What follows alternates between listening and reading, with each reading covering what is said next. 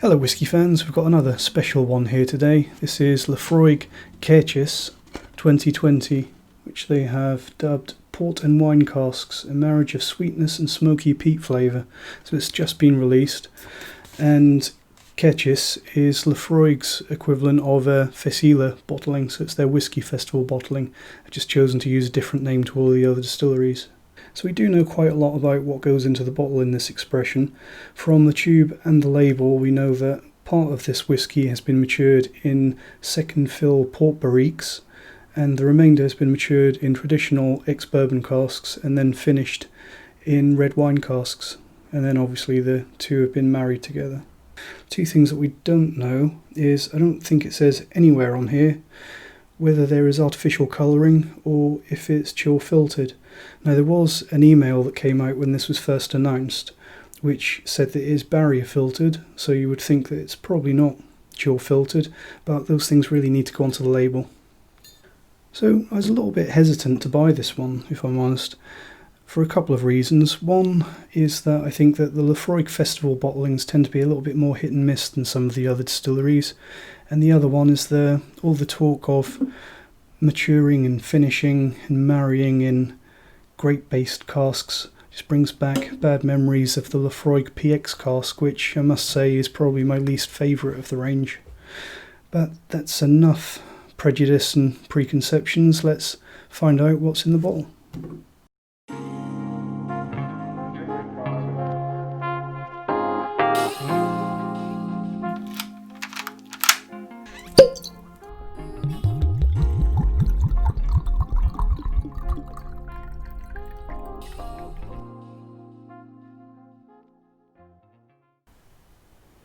So there's some interesting casks that have gone into this whisky.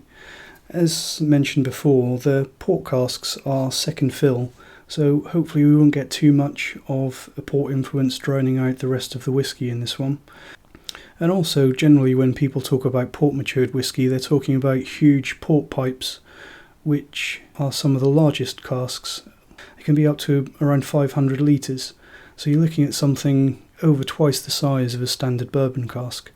But this whisky does say that it is matured in ex-ruby port barriques, which is generally a much smaller cask, a little bit larger than a bourbon cask. I'm not sure why they would have chosen that, maybe to get a little bit more influence in a little bit less time, perhaps. And you can definitely see the influence of those port casks and the wine casks when you look at the colour. So we don't know if this is coloured artificially, but you can see that that whisky is a rather lovely, almost rose gold colour with a lovely reddish tint to it. Not that that really matters at all. So on the nose, the first thing that I'm really noticing is that it is a very delicate nose, especially considering that this is bottled at 52%. And another thing that's missing from the label is that there's no age statement on this whisky, so we have to assume that it's reasonably young. But despite that, there's really no alcohol kick on the nose. It's very delicate, very well integrated. I'm not going to say overly mature.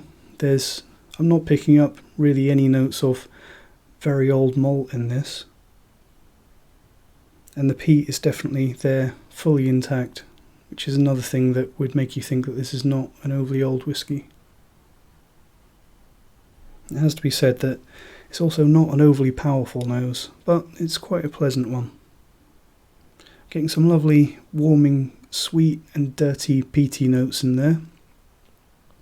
And also almost some farmyard type notes. And a little bit of butyric, coal tar. But the influence of the port casks and the wine casks is always apparent with this one. I'm getting some lovely sort of peated milk chocolate notes on the nose, as well as earthy strawberry jam. And being a Laphroaig, you're always going to have that medicinal quality and a little bit of coal tar. But one of the things that I really like about this whisky is the way that it constantly changes between a perfect balance of the peaty barley and actual peat notes, and the influence of the cask. And I think you can smell and taste all three of the casks in this. You've got an underlying sweetness from the bourbon that's accentuated by some savoury, cheesy, nutty notes from the port, as well as some fresher, jammy, strawberry notes, red fruit notes from the wine casks. Especially those port casks, the salty savouriness of them, that really goes well with the salty, briny quality of the Laphroaig. Really is a bit of a chameleon malt, really. It's ever-changing, hard to pin down, quite complex, quite a fun one. Not at all drowned out by the port or the wine casks, which is really a pleasant surprise.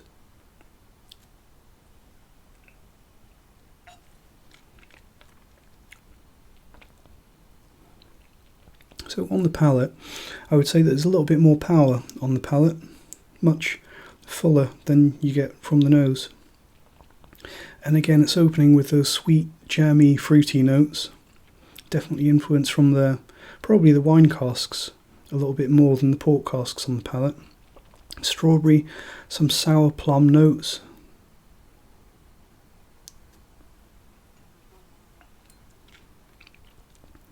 And also some, again, peated milk chocolate and some savoury, cheesy notes from the port, and a nice nuttiness as well. You have to say that this is very well integrated. I can only assume that they've been very careful with the casks that they've chosen for this, and they've really picked a winning formula.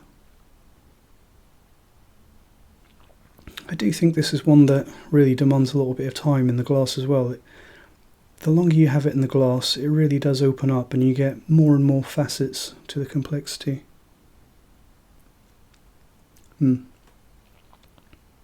So the finish, has to be said that it's quite a long finish.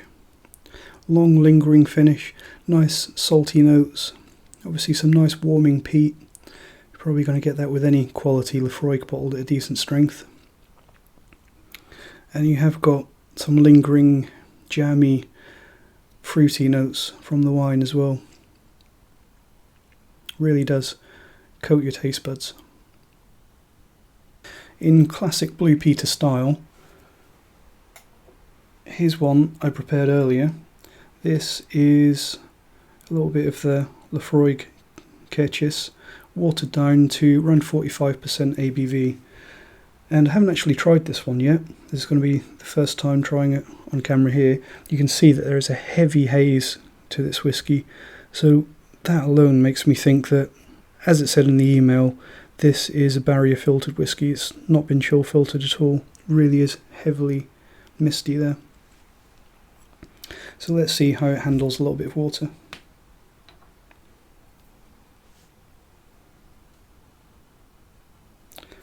So on the nose, I would say that it hasn't really brought much additional complexity out. It's mellowed a little bit. Peat is definitely a lot weaker. And you're left with some sweetness, some lemon. You can definitely still tell that it's whiskey. And on the palate,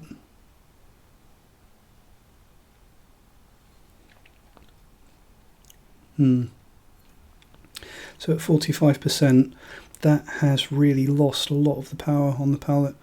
You're really left with something quite watery. And you're really left with a sweet, ashy peat. You're getting quite a lot of sweet bourbon vanilla notes. And the peat has really become a lot drier. And on the palate, at least, the water really kills a lot of the wine and port notes. So I'll be perfectly honest, having tasted this at 52% full bottling strength and 45, I think I'd really be inclined to drink this one at full strength. If you are at all accustomed to stronger whiskies and you're able to handle the 52%, then I really would recommend that, because it does not swim that well. It's interesting on the nose there, actually getting some sort of honey and milk chocolate notes that you actually getting some cognac. Yeah, definitely. I wonder if that is some influence from some European oak there. So we don't know what these export barriques have been made from, but you'd like to think that hopefully it might be some European oak. So what mark am I going to give this whisky? I was thoroughly prepared to either love or hate this whisky, but I must say that I'm quite pleasantly surprised and don't regret buying this one at all. It's going to be a solid B+.